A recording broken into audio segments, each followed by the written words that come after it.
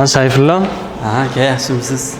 Ha, bugungi ishimizni ham mana boshlab olamiz, xudo xolasa. Ha, xudo xolasa. Ye?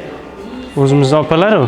Ravan nadur hayoling jon o'rtadir va'dai visoling. Assalomu alaykum. Assalomu alaykum. Va alaykum assalom. Kelinglar yigitlar. Qani nimaga tayyorgarlik? Ye, hali xabarlaringiz yo'qmi yigitlar? Butun respublikamiz bo'ylab maqom challenge e'lon qilindi-ku. Ha, yo'q-e. Unda biz ham maqom challenge'da ishtirok etaylik. Qani, yuringlar, ketdik. Yuringlar mashg'ulot xonasiga.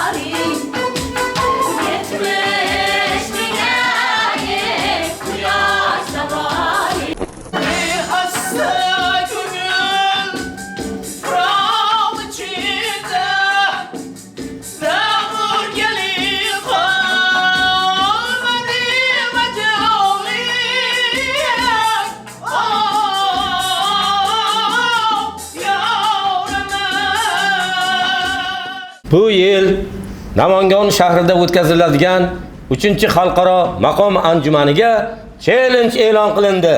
Maqom challenge!